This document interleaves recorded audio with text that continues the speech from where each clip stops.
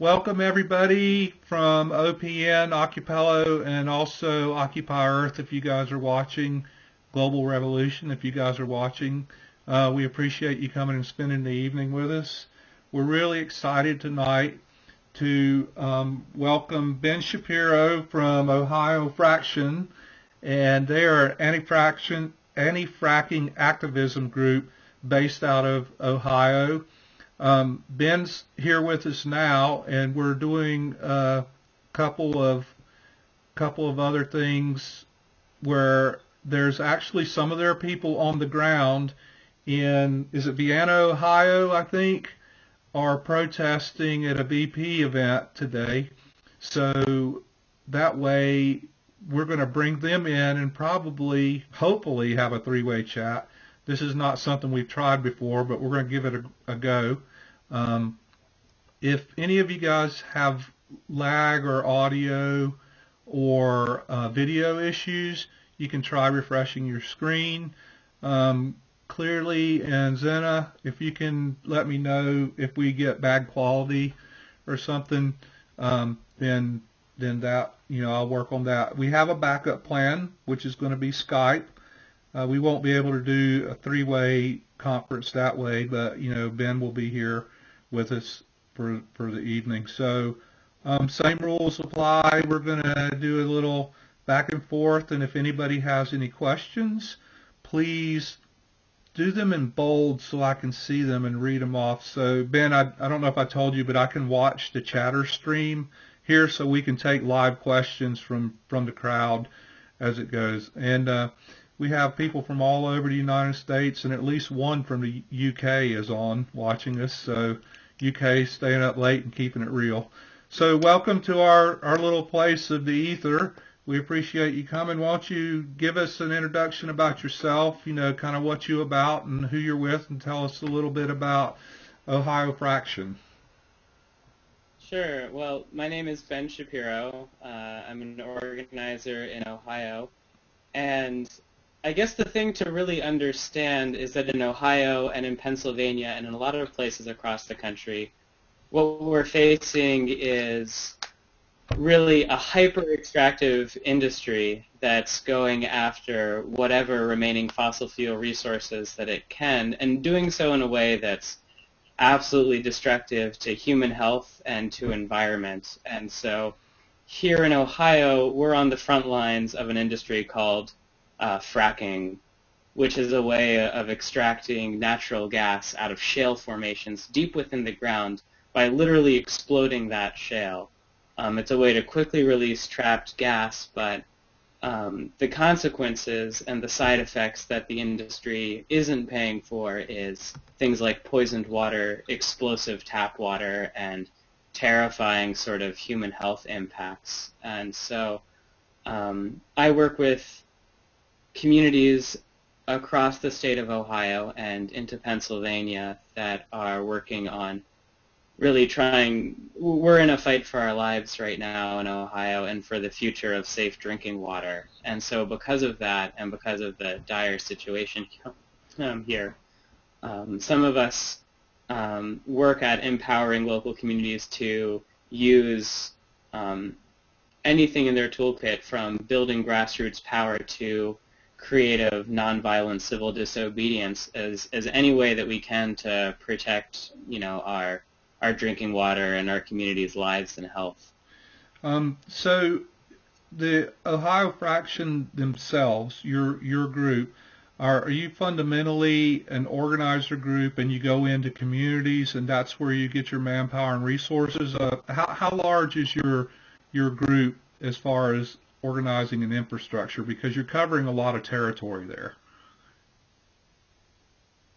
Yeah, quite a lot of territory, and I think you're sort of thinking in the right direction about who we are. Ohiofracktion itself might have a small group of anywhere between 5 and 10 people who are directly attached from it, doing work at any given point. And what we go in is we approach communities, and if they want help, what we can offer them is a lot of capacity building and sort of training, so that, my goal is to help a community identify what is it that they want Mm-hmm. What do they need to protect their community and to achieve those goals? And so then hopefully our job, what we try to do is then connect them with resources or time or the sort of trainings that are going to allow them to strategically achieve those goals. And in a lot of communities, it's, one way or the other, we don't care, we just need to stop it. Right. And that's working on local legislative campaigns to put in ordinances for rights of nature to ban fracking, or helping people do protests, or in some cases we've done some blockades of facilities. But our job is, or the way that I perceive what our work is to really help those communities determine what success is and what they need, and then be a resource for them. And that often means helping them connect with other groups that do different sorts of work within the coalition of organizations that are against fracking.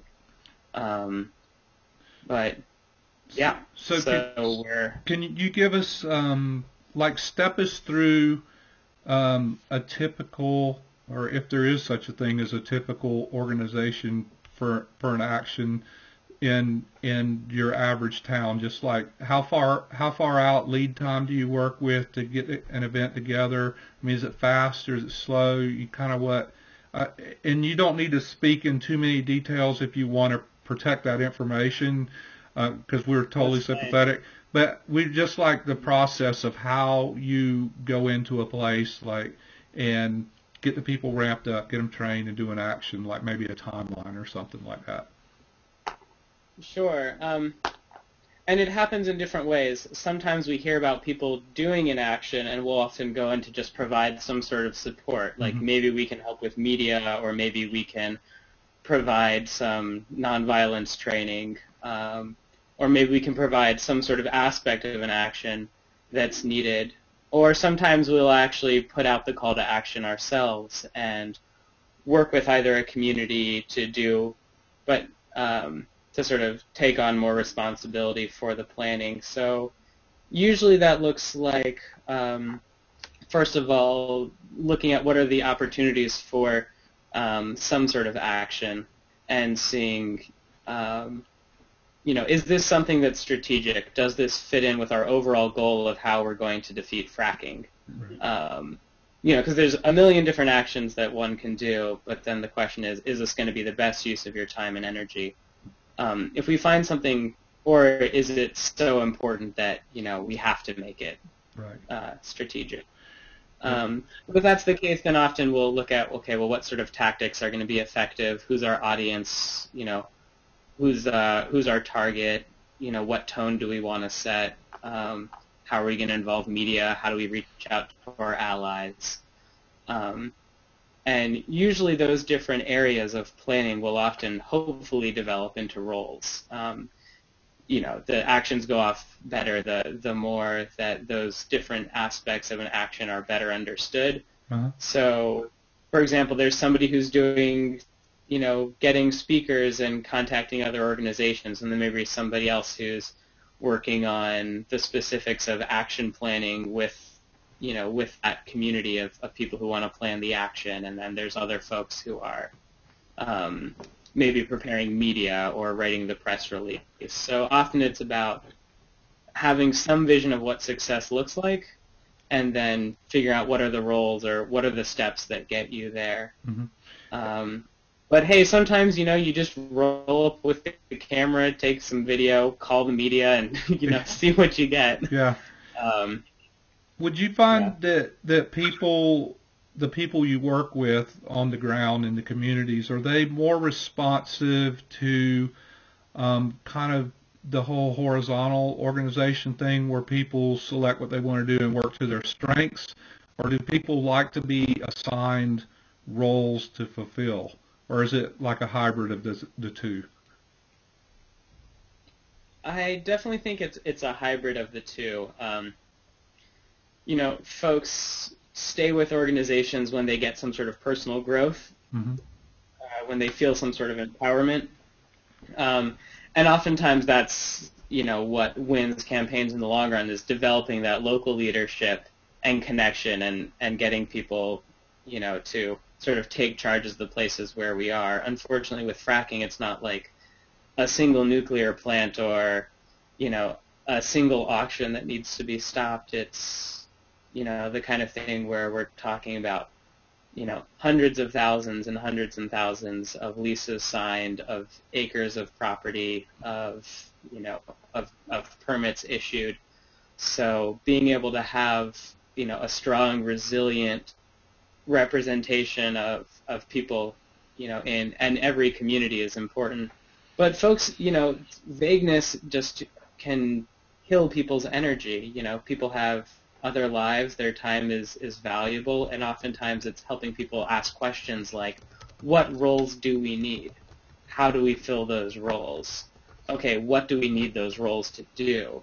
So you can be horizontal, but you can also ask for, specific measurable successes and specific measurable outcomes that you want from certain things. To simply say we want an action is not the same thing as having a successful action, but to say what makes an action successful and really challenging a group to think strategically and then give you those specifics and not be satisfied until you get them. I think that's one of the ways that we can be horizontal but still, give enough structure that as activists and as organizers we've learned. And I'm getting some chiming on my computer. I think that might be Jonathan looking to come in, maybe? Or a Skype? I would love that. So also, all you listeners, you should know that I'm not the most tech savvy. And so if any of you web gurus out there would like to donate some of your valuable time. That was either a Skype call coming in or an alarm, or maybe I think Jonathan, if he joined, it would just show right up, like if he joined to hang out. So I don't know. Like as you're looking on the screen, you'll see me and you down there at the bottom in small icons, and I should be large, and he should just show up, in that bottom row somehow. But we digress, and we were on a really good roll. All right, I just talked to him. I think he'll be joining us pretty shortly. So I want to just go back a little bit to typically, do communities contact you guys to say, hey, can you come help us, or do you just look for locations and things and you approach the communities, or is it pretty much is both directions? I think both directions. Obviously, we put more work in when people reach out to us. But I've been traveling around Ohio and doing organizing training and work for about a year and a half now. So Ohio, although the organization that we created, OHIOFracktion, is still relatively new. But yeah, I think it's pretty, it's pretty democratic how that works. And so, we either approach people, or sometimes, we can ask, or oftentimes we'll be approached by an individual that, say, doesn't have a group. Or doesn't know the people around them, and then we can work to try to connect them with people that maybe we've run across in their area, or give them suggestions for actually how to start up their own group to the point where they actually have the capacity to, do the kind of things that we're talking about. But I think no matter what it is, the focus is always empowering people and building strength in their communities. It's showing them what are the resources that you have that you need in order to get what you want. So it's like community organizing with the goal of addressing the fracking issues, but fundamentally it's community organizing to solve a problem. Right. So it's doing that sort of community organizing, but as somebody who's been organizing for a while on various issues from coal to food justice and things like that, with fracking, what I think we're really seeing in places like Ohio and in places like Pennsylvania is the growth of a real environmental justice movement, because it's about something as broad as water, and because it affects everybody, and because everybody has to drink water. And so what you're seeing is not just a community organizing, but almost like a trans community, a between community sort of network starting to emerge, and people starting to realize that they need help from outside their community, but also they can give help Right. from to people outside of their community. And that's probably been one of the most exciting things that I've seen. In the past year, we've, just as a complete volunteer network, have trained over 500 community organizers in how to build power and build their movements. And since then, we've seen over, I think, 6 or 7 local pieces of legislation proposed or passed to ban fracking in Ohio. We've seen dozens more communities start the process of introducing local ban legislation, taking actions. What I really hope people realize is that Ohio is already taking action. Communities are doing protests almost on a daily basis. On a daily basis, there may be a number of protests across the state. Some of them are never going to get picked up by the news, or they might not even know how to get news media yet. But you really, I've seen an increase in the number of active people on tenfold in the past half year or so, just on this particular issue, and doing it in a way that's not about winning a campaign, but it's about how do we proactively protect our communities? How do we declare that we actually have basic human rights to things like breathable air and drinkable water, and that these are things that if we can't control, if we don't have a say over where we live by a state zoning rule or by the Ohio Department of Natural Resources or by the industry, if we have no say in what happens where we live, and if we can't protect people where we live and make those decisions that affect our lives, essentially if we don't have democracy where we reside, point to a place on the map where you do. Right. And so what we see is that in a way we don't have a fracking problem as much as we have a democracy problem. And it takes that sort of revolutionary, democratic, inclusive type of organizing to address the real problem. And I think going after that route is what makes this such a radical, transformative, and deeply appealing sort of movement that's taking place in states like Ohio, where I am, and in other states as well that are facing this. And that, for me, is the connection between what we're doing and Occupy Wall Street. I did a lot of organizing and training with the Occupy Wall Street movement in Cleveland, and we often just sort of call, or as a way to understand the concept of what we do, Occupy Wall Street. This idea that, what runs these financial centers and, what is at the heart of the kind of wealth we have is this extractive industry, this hyper-extractive industry, and that the way that we treat the land and the way that we treat people are one and the same. And just as we're in an economic and human crisis, we're in a human health and ecological crisis on the other end, and the way that we approach them can be the same, which is going after the actual nodes of destruction. Occupy Wall Street is going after banks and is going after, these economic and financial centers of the country. We're going after these, these centers, these hearts of destruction that are fueling the sort of unsustainable system that we have, and are literally poisoning people left and right. The scary thing about fracking, and the reason why I focus on that, well, there are so many, other issues, is that we have to drink water. We could have a dictatorship for the next 100 years, but maybe we'd one day overthrow that too, or, but if we can't drink the water, then the future is pretty grim either way. So just like Wall Street was able to burst the financial bubble, if we let those same companies who are investing in, say, home foreclosure and the housing market are also investing in these new industries like fracking, like tar sands oil, like mountaintop removal, like all these hyper extractive sort of things, what we're going to very quickly see, or that we're seeing more and more, is the bursting of an ecological bubble. Right. And that's one that's honestly more terrifying to me in terms of how do we fix that? How do we address that? And so for me, the challenge is it feels more dire because we're dealing with the same situation, but now we're actually on the scale of the things that give us drinkable water and breathable air.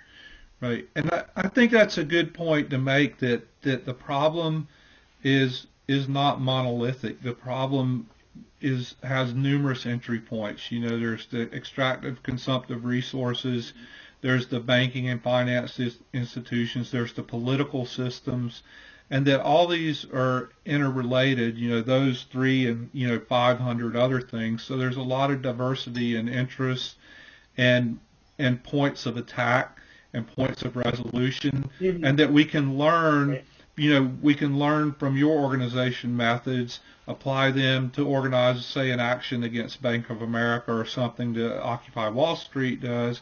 Also, I'm personally involved in food and social justice programs too, and fundamentally, all the organizing is quite similar, and if we trade information and share it, and we see what works for you, and we can apply that to ours, it's like everybody's not reinventing the wheel, but we have to learn how to connect the dots better between these apparently dissimilar organizations, which fundamentally are quite similar. I want to go back a little bit and touch on a couple of things you mentioned. How long has Ohio Fraction been together? We've been together since we actually put together an action on November 30th, where 7 of us chose to actually stand at the entrance to an injection well. This is a well that takes the highly toxic chemical-laden water from the hydraulic fracturing process. This is water that every one of these wells that's fractured through in the shale requires somewhere around 20 million to around 20 million gallons of water, fresh water, that's then mixed with about 650 to 750 chemicals. Most of them are known human carcinogens. This water then returns from the ground after being injected at high pressure to break up the rocks, and it contains the natural gas. Things like benzene, methane, all of those hydrocarbons. It contains a lot of radioactive elements that are in the shale, and then a lot of the highly toxic chemicals, things that break down cell membranes, that cause cancers, heavy metals, and that's ending up in people's drinking water is also in this wastewater that the industry produces it. So their solution is, well, drill another well, right? Because that solves everything. And so they then inject this stuff down deep into the ground. And we know it's not safe. The only thing really preventing this stuff from leaking out over the course of its life is, a few inches of cement along the casing of the well. And anybody who's walked down a sidewalk knows that cement does not last forever. In fact, it lasts a lot shorter than forever. Right. And we need this stuff and if there's a crack, there is almost no way to fix it. So this is long-term source of pollution for the groundwater itself. And in Youngstown, this practice was happening in the very center of the urban population, in Youngstown itself. And it had caused, at that point, 8 earthquakes. So literally, the injection well was causing earthquakes. They were centered on the plants. The Ohio Department of Natural Resources, of course, said, well, there's no connection. Right. There couldn't be a connection. We've known about, injection well-induced seismicity since the 60s, but, this is all, conjecture. There had never been an earthquake in the Mahoning Valley where this well was. There had never been a recorded earthquake centered, in the Mahoning Valley, and now they were all coming from this one source, which was an injection well, a known source of this.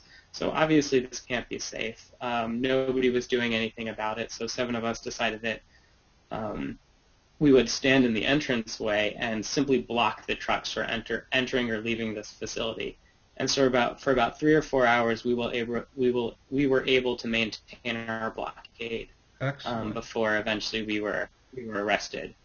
And I think we did that to hopefully set off this, empower other people to take action and let them know that, we were willing to go all the way to the point that we want this to stop. We're willing to put our bodies in the way of it, and we will do it until the point where we are physically removed. Mm-hmm. And so that's, in a way, set off a number of other direct actions, and most recently 3 more activists were arrested for simply trying to enter a public building during public hours of operation, walking on a public sidewalk. The problem was that they were citizens who had complaints about having their actual water poisoned and wanted to set up a meeting with the Ohio Department of Natural Resources. So while other traffic was allowed to go into and enter buildings and set up meetings, we were actually forced off the public sidewalks onto a strip of grass and arrested for simply not even entering the building, but attempting to walk on the sidewalk leading to the building. Yep. So, it's getting serious. People are taking action everywhere, and and it's, I don't know how to say it, but this is, for many communities, it really is a life or death struggle. I get calls from people that have been gassed in their sleep by venting compressor stations, or, have had unexplainable cancers and then realize that they were drinking poisoned water, or whose children are being affected. And when you hear those stories, you can really ask yourself, am I going to do something, or am I not? And so exactly. I think more and more people, are choosing that.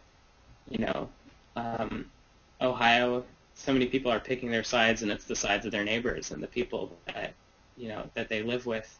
80% of Ohioans live on well water. Mm-hmm.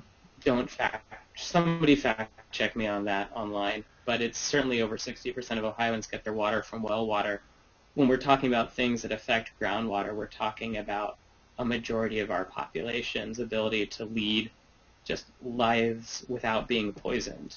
Right. So how do you feel the media coverage has been for your group and for the whole situation? Do you get positive response from media, no coverage, or do you get like obstruction from the media? I'm speaking of mainstream media, of course, because the detail in which you're describing right. is not known to most people. I've been doing some reading and I have some questions, but the degree to which you're explaining it sounds to me like, again, we're not getting information out of, what would typically be the resources that should be reporting this. Both yes and no on those counts. And it's, I sent you a link, and maybe we'll be able to share it with the people who are listening. But one of our actions, the action at the Ohio Department of Natural Resources, got some great tradition, like a local NBC did a fantastic coverage of that. We definitely need more good local coverage, but at the same time, I think journals like the New York Times, Slate Magazine, The Nation, a lot of newspapers, a lot of television programs have been covering fracking. And one thing that we've been able to accomplish in the last year is to go from fracking being a jobs issue to fracking being a controversial jobs issue. Mm-hmm. And that's been huge. When people say the word fracking, they know that there's a controversy around it. And that's something that didn't exist a year ago. Right. So we've been able to, by bird-dogging industries, by showing up at every event that they do, even if it's just one person that can make it out there, what we've been able to do is at least change the story so people know there's something up. Right. Obviously, it is something that there's so much money invested in. You turn on the TV and you'll see ad after ad for, shale and gas companies, and we have major oil companies, British Columbia, British Petroleum. Sorry for anybody watching in beautiful British Columbia. BP has recently just invested $331 million in one county of Ohio. They have media. They can buy all the media that they want. We have to earn it, and we have to earn it by being everywhere they are and having a better message than they have. And that's not going to change anytime soon. Right.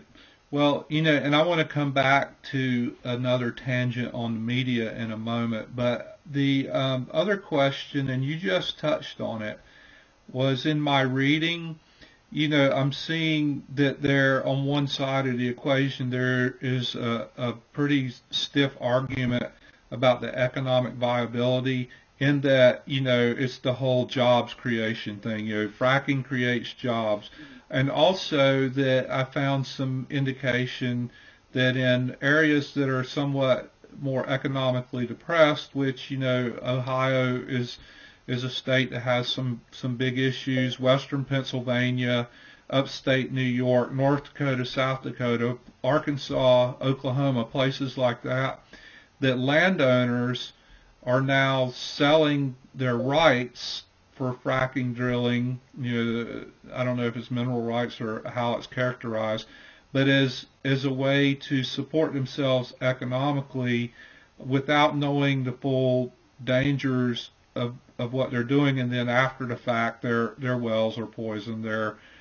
So there's this huge economic struggle, and so you think the tide is shifting there, that you're able to characterize that as to be able to characterize the fracking damage done with the economic viability, so it's getting people's attention? That was a clumsy question, I know. Right? No, but what you've gotten at is one of the hearts or one of the real challenges of the issue, and that's that especially if you're in rural Ohio or rural Pennsylvania, these Appalachian areas, you get into some of the poorest parts of America, and these companies know that, and they're preying on it. They're very actively preying on that. If somebody walks to your door and says, right here on your doorstep, I can write you a check for $1,500 per acre that you sign me the rights to, folks are in tough straits. Unfortunately, what that means is you might never be able to get a mortgage on your land. You never might be able to get another mortgage on your land or on your house, which might mean you might not be able to send your kids to college. Mm-hmm. It might mean that if you have a job that depends on the land, say as a farmer or a fisherman or a hunter or any sort of, or certainly for tourism, that's something that you're putting desperately at risk.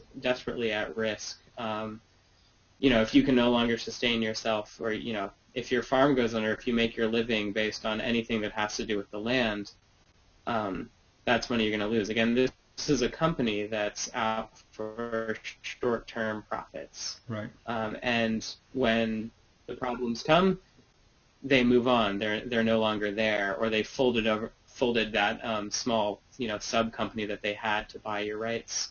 And then these rights that they're buying for $1,500 an acre, they're flipping to a middleman who's usually flipping it to a corporation outside of this country. To Chinese and actually French corporations are the ones buying the most land, the most land rights in Ohio for something like $30,000 an acre. So we're literally selling our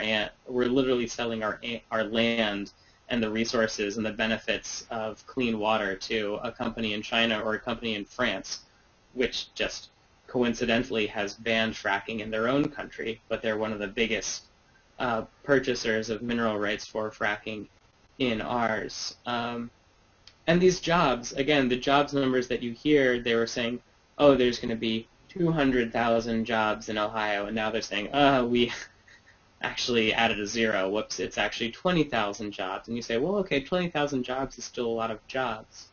And, well, it turns out most of those jobs are going to go to people who are the experts in this industry, folks from Texas and Wyoming. very few Ohio jobs. All right, well now there's fewer jobs. But in a way that misses the point. Because are these jobs worth it? And quite frankly, these are also jobs that are horribly unsafe for workers. We know from numerous examples of workers having gotten this material on their body and gone into organ failure from handling it. And since the industry doesn't have to say what's in these materials, emergency room doctors can't even treat a patient effectively. Right, because those are proprietary compounds, right?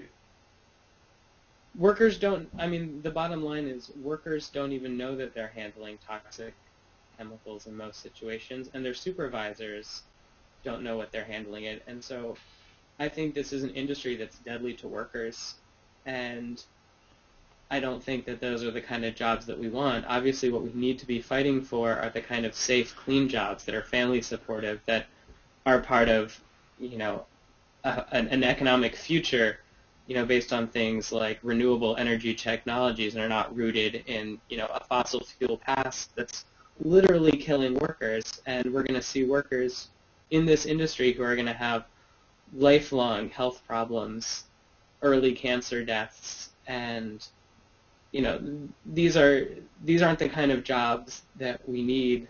These are the kind of jobs that sacrifices people's lives and health and families for short-term industry profits, and that's not jobs. That's that's sacrifice. Yeah. And so we say we want jobs. We want jobs that don't kill workers, that actually provide for a future. And these aren't those jobs. But if jobs are all you want, or that's all you listen to, or if you've been paid off enough, it's a powerful message, and it's hard to talk about that message.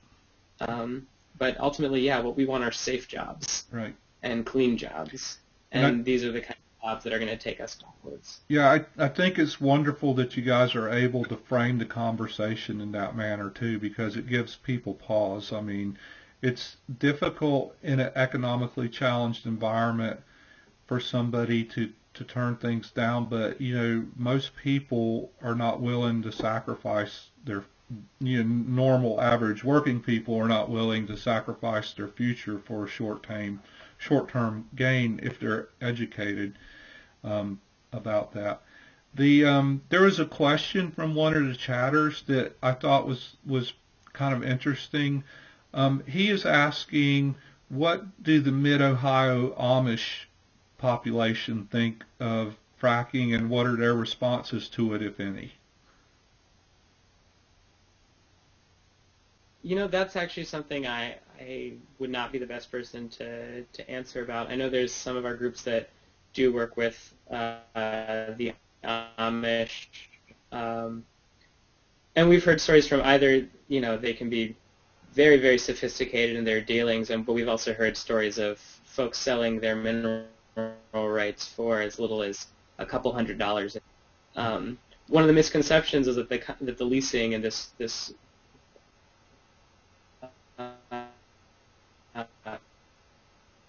a giant land grab machine that the industry is putting on is, this is just like your grandpa's well, which is just, this isn't something new. This isn't something more dangerous on a higher, much higher,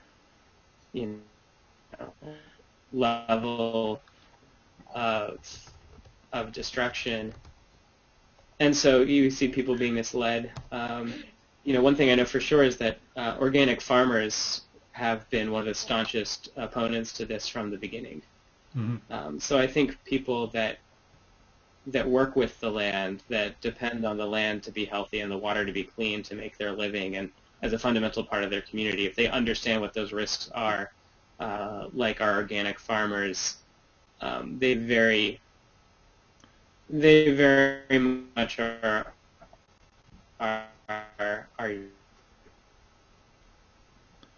Yeah, I think we're having a little bit of a Google connection problem. Stop it completely. Until we know it's safe, which is probably never.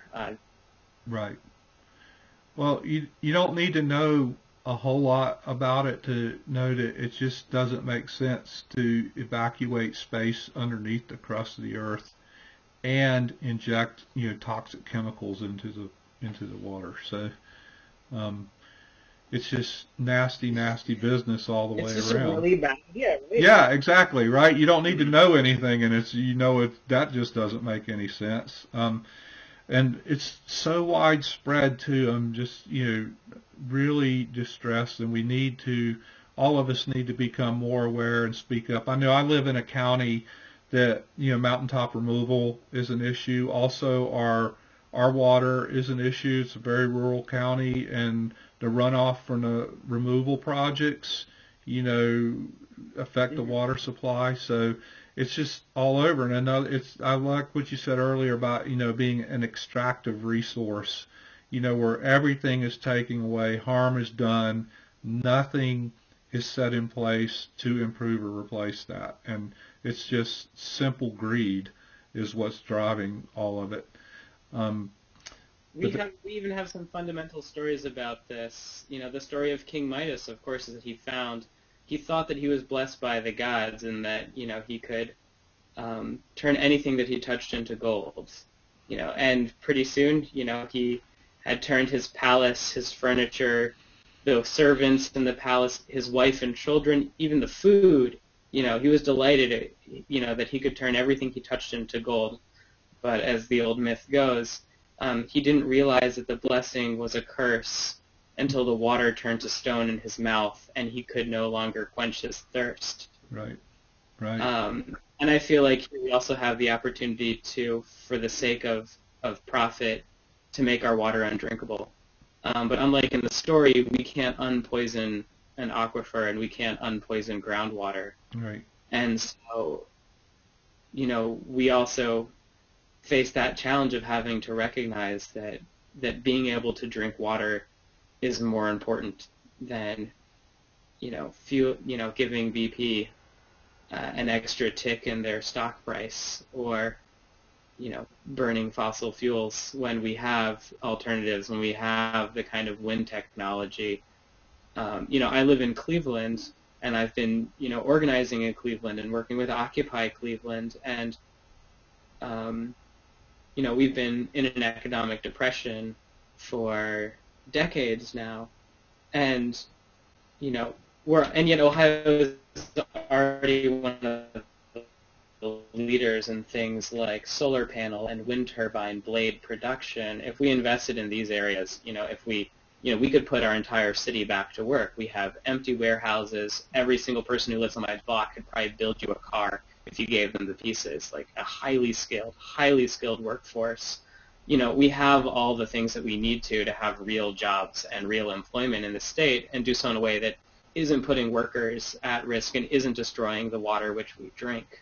But yeah, it's that short-term greed which is so devastating and so terrifying. Yeah. There's a person to ask, can property owners take samples for testing from their own taps? Like, is there a resource and a method for them to do that? This is one of the huge challenges, and this is one of the things where we actually, like many things, need support, and I hope that people are watching this will be able to share our website and our sort of support page, which hopefully you'll be able to put up there. Yeah, we're putting the links up constantly, yeah. Because, one of the issues is oftentimes there will be water tests, but there's water tests that are done by the industry. And people have, on many occasions, said, oh, there's nothing in this water, and they've bought their own Geiger counter and being like, are you kidding? This stuff is off the charts. But oftentimes if you want to test or you need to test your water, the burden of proof is on you to do that work. You have to prove that the industry is affecting you. And in order to prove that it's affecting you, you have to have a verified test from before anything happened of your water. And to have the kind of test that's necessary to show introduction of certain chemicals to your water, these tests often cost around $400 to $500. And because these are poor communities where this is happening, these are places where people quite simply can't afford to do that. Even when they know that they're being poisoned and when they know that they're being affected, they can't afford the tests to prove it.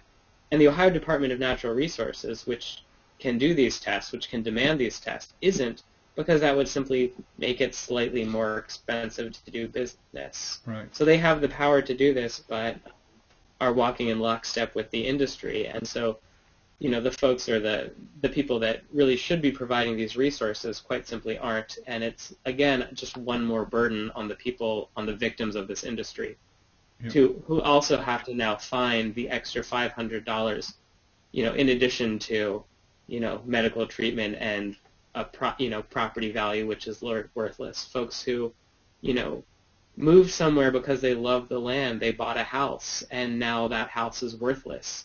They'd love to leave if they could, but who will buy a property that has poisoned water? Nobody. So they're stuck there. Right. And to prove that the industry has poisoned their water, they now have to get tests that they can't afford. And especially with injection wells, with, these tanker trucks just pouring these chemicals just on the side of the road or into a forest or into a stream illegally, these chemicals are now more and more entering into the drinking water supply and entering into the surface water. So when you are doing tests, they've already poisoned your water, and they can say, even though the only known source of these chemicals could be the fracking industry, they've already introduced these chemicals. And quite frankly, it doesn't matter one way or the other in Ohio, because we're not requiring any of these companies to disclose what chemicals they're using. Mm-hmm. So there's, there really isn't a way to sue them right now. We need to do water testing. We need to do water testing all over. That's a project that OHIOFracktion is working with other couple community partners and organizational partners to start working on. One of those is the Sierra Club, which already has the ability to do citizen water testing for very basic things like conductivity and total dissolved solids. And those are the kind of things we're going to try to be doing more and more baseline testing of. But if you actually want to find out, is that toluene in my water? Do I have benzene? Are there surfactants? What kind of chemical is that?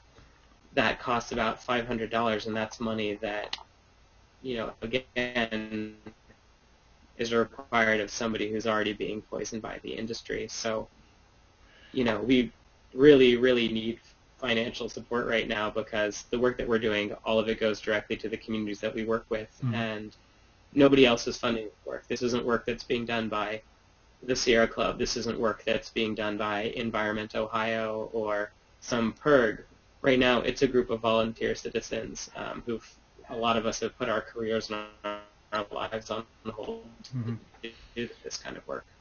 Well, we're very fortunate that you guys are out there fighting the fight and inspiring everybody else to do. And one of the co-producers is putting up the links, and we're making sure your donation link is rolled in here. We're also going to publish your links to a page so everybody can go back and review, all the information you've given us. So we'll try to help you guys do the work you do and also spread the word. I wanted to ask I'm just assuming I already know the answer, but I'll ask it anyway. Is the government in Ohio pro-fracking, would you say? Or is it split?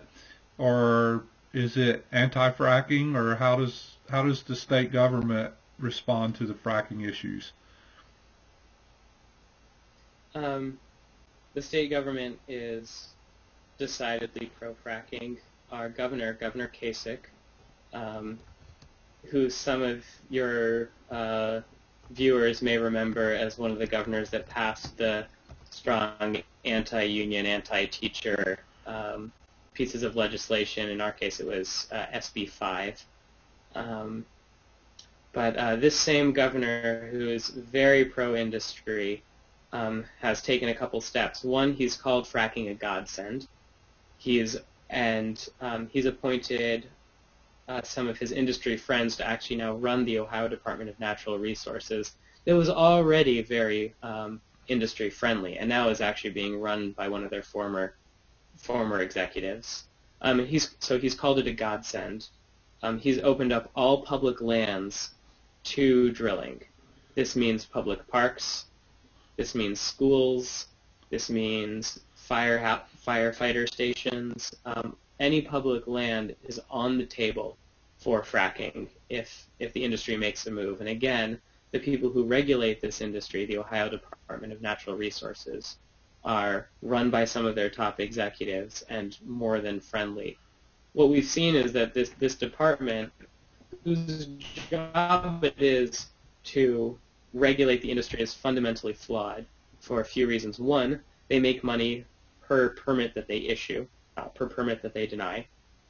And that's one of their only sources of income. And we've actually seen that the Ohio Department of Natural Resources, along with other wings of government like the Farm Bureau, will put on community meetings. They'll bring out experts from the industry, geologists and industry experts who are currently in industry employment to talk about fracking, and have an attorney there in the back of the room, so when people leave they can sign leases. So we have a group that's supposed to be a regulator, simply saying this is safe, this isn't safe, you can do this, you can't do this, actually acting as a wing of the industry's PR and using their power as a state to help the industry reach more people to have them sign leases. So we would consider them actively against us and actively with the industry, to the point where they're almost indistinguishable. And that really came true, that just beyond access and money and power is that they also have a monopoly on state violence. And that was made very clear when a number of my friends, Jonathan, who isn't able to join us, who's actually just gone back to the protest, and I'd like to give a quick update from that before we go. But he was arrested by ODNR police for simply trying to, just as himself, just walk into a building and request a meeting with a public official. Mm-hmm. So we're very much seeing them as both indistinguishable from the industry, but with considerably more civil power. Yeah. And so it's a pretty terrifying combination, and why this really is a frontline fight, and we really, need the support of Occupy Wall Street. I mean, we're trying, one of the reasons we've been having so many technical videos is none of us actually have streaming capable phones or a data plan to support them. We're having an action camp, part of the 99% spring training, which I hope you guys are going to, where we'll be teaching some of those movement building strategies and nonviolent direct action strategies that are so important. We'll be teaching one that centers on using those in the fracking movement in Cleveland. Yeah. We'd love to be able to feed people. These are kind of things that right now are coming out of our pockets, and we need massive amounts of support going to the people who are fighting on the front lines, because it's not going to come from the Sierra Club, at least not for a couple years. They've recently taken $27 million from Chesapeake Energy, one of the largest companies behind fracking. They've stopped taking that money, but this is, again, something I think Occupy organizers recognize, is that this change has to come from the actual people and value the knowledge of those who are being directly affected. Yeah, we absolutely have to do it all ourselves. We cannot depend on institutions or entities. Yeah, so that's, we definitely, and in doing Occupy, we lack, we've lacked some of the power of having a large institution just pumping resources in. Like, as I'm sure you and your movement have realized in New York,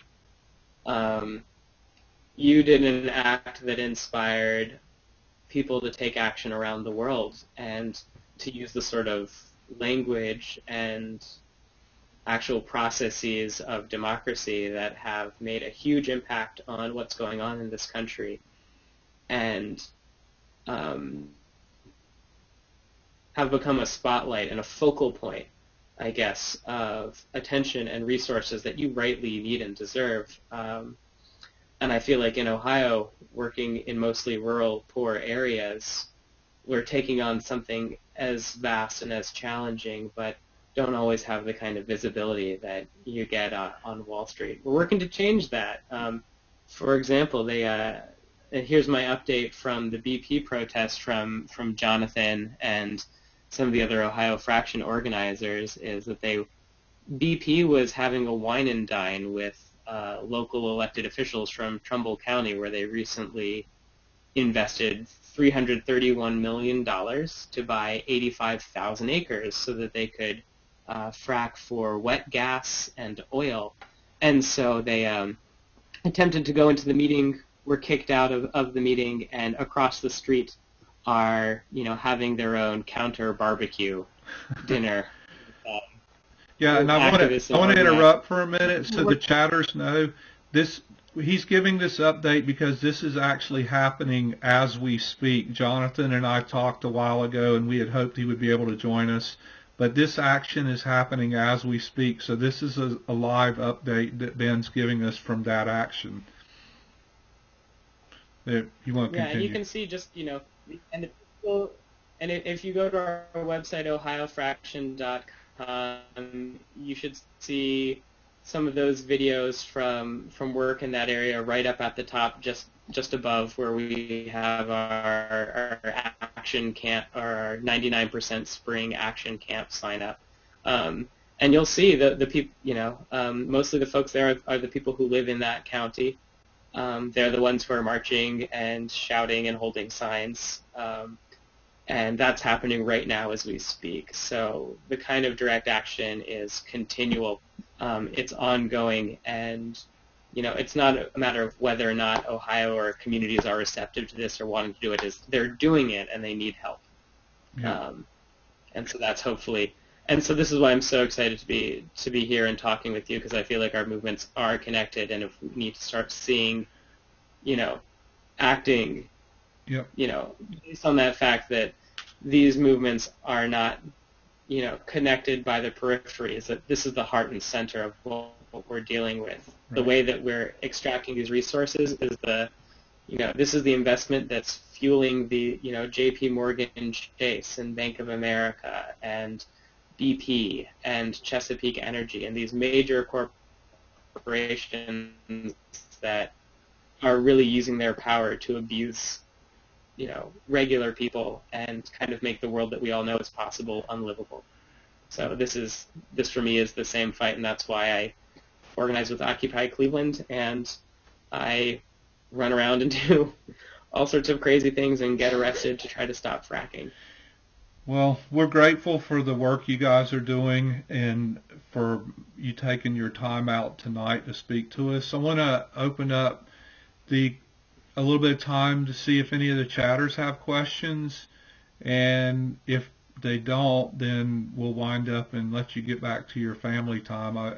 I do want to make the point that Ben's speaking to us tonight while he was having some downtime and catching his breath, but he was like, I'll absolutely do the interview, so we're very grateful. Zena says to tell him we are so thankful for all you're doing to help stop the fracking and for educating us. I want you to know that our group here will spread this word. I know we've been shadowed on a couple of other channels tonight. We archive this stuff, so anybody that wants to can watch this interview. Feel free to pass the link around, and they can just go to the site to the on-demand videos, and I'll have your name and the date up there. And so if you can use it for anything that's good for you. There's thanking you for being a great speaker and very knowledgeable. And we have a question. Are you aware of any states where there are currently not fracking that may be on the list for future fracking?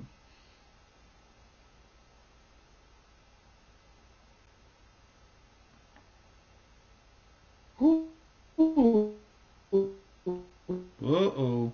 I think we froze. Ooh. Okay. Well, there certainly are a number of states that have placed moratoriums. So, yeah, we were just kind of wrapping up, and you finished telling us about the BP action now, and I'm sorry we couldn't get Jonathan on, but maybe we'll do a follow-up sometime with you guys. We'd love to stay in touch. And I just want to let the chatters know that, Ben, while we were on the phone, you may have heard my side, but this is the last thing I wanted to touch on was their capability to utilize like streaming media to help spread their message. Because all of us that work with OWS have kind of gotten familiar with that and comfortable with the streaming. Our friends in Ohio Fraction don't have access to phones or plans. So, Ben, I'll be glad to help talk you guys through some of that. There are some less expensive ways to do that, and we can talk about that offline. But one of the things that the chatters can do is to, spread that word.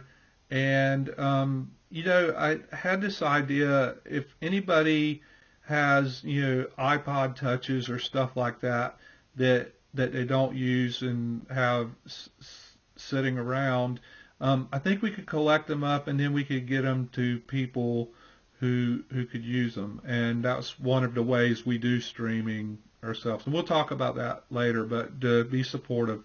We'll also put your information up on our site, all your contact stuff. I want you just to speak to the best way for people to contact you or Ohio Fraction again. And they're asking, you can give us a snail mail address for donations or tell us where we can find that, and we'll get that out there too.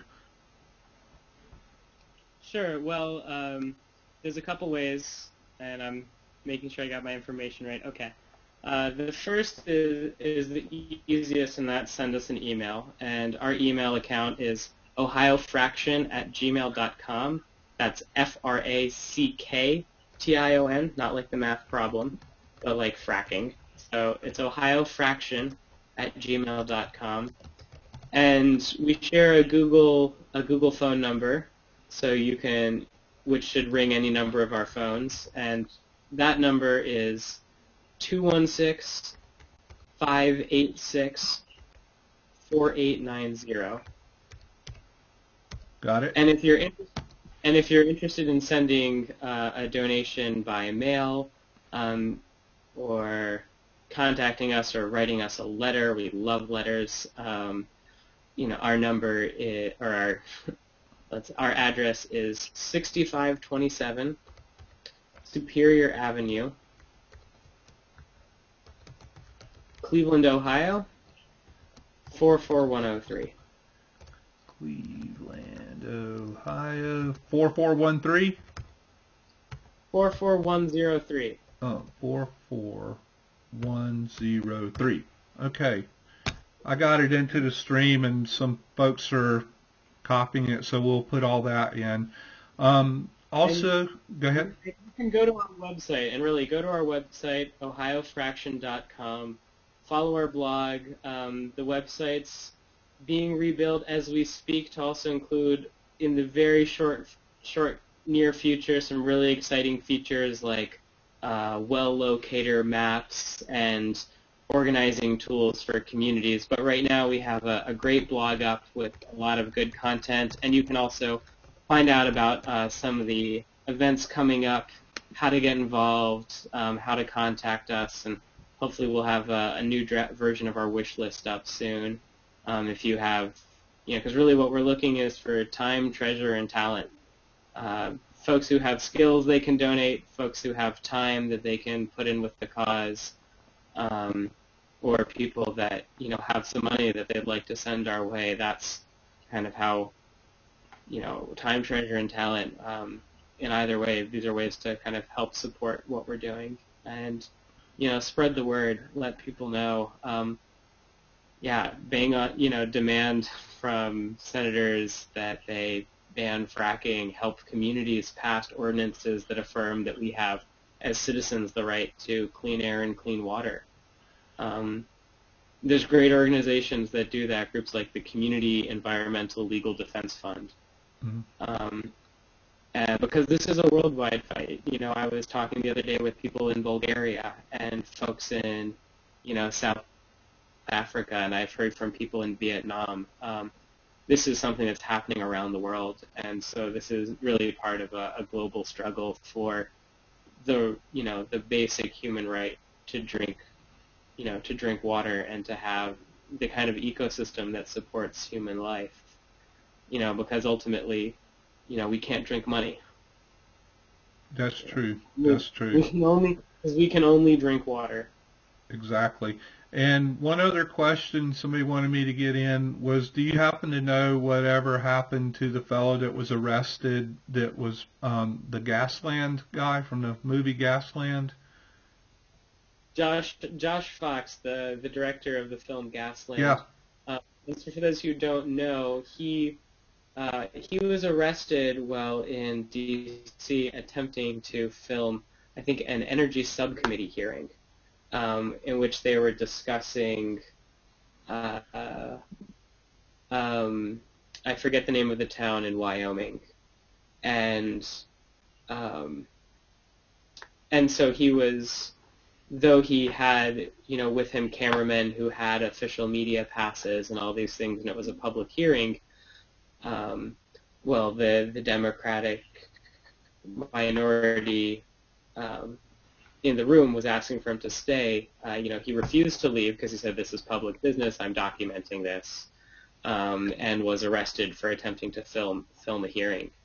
We were arrested for attempting to request a meeting, and so he did. He was out of jail within the day, and actually, generated some incredible media and really highlighted the kind of political corruption that I think his original movie didn't show as much, which is that the amount of money that this industry has and can use for lobbying, thanks to the Supreme Court, is that they've bought an incredible amount of influence amongst our lawmakers, and that was made really clear by that and by countless citizens who've been thrown out of public meetings, public hearings, or even arrested. The information about this stuff is so dangerous. Is so dangerous to this industry. It's almost as toxic as what's in the water. It's just to this industry is people knowing about what's in the water. And so, like, we found out at when Jonathan was arrested for attempting to go to the ODNR, is that they won't drink it, but they won't test it. So we're facing that kind of stonewalling across the board, and are hopefully able to use that to our advantage to simply demonstrate just this massive entity that we're fighting right now. Yeah. Well, I think our job, all of us, as activists, large and small, organized or individual, our job is to shine the light into dark corners. Every chance we get, everywhere we get, locally, nationally, we need to use every tool at our disposal, and we need to talk to each other, and we need to share information and educate. And with that, I'll wrap it up and let you go back to your family. Thank you so much, Ben. It's been an absolute pleasure, incredibly educational and informative, somewhat disturbing, or actually really disturbing. And thank you for your part in fighting the good fight. And give our best to Jonathan, and we missed having him, but you represented extraordinarily well, and we're grateful for the time and talent you put in. And we'll work on the treasure side and see if we can help you guys out. Thank you so much. And your struggle is incredibly important, and the work you're doing is really fueling and inspiring people across the country, including here in Ohio. So I'm very honored to be here right now and talking with you and your listeners. So thank you again for having me. All right. Well, have a good evening. Enjoy your family, and we'll keep in touch. I'll send you an email. We'll talk more about the media stuff. All right. Great. Thanks so much. All right. Take care.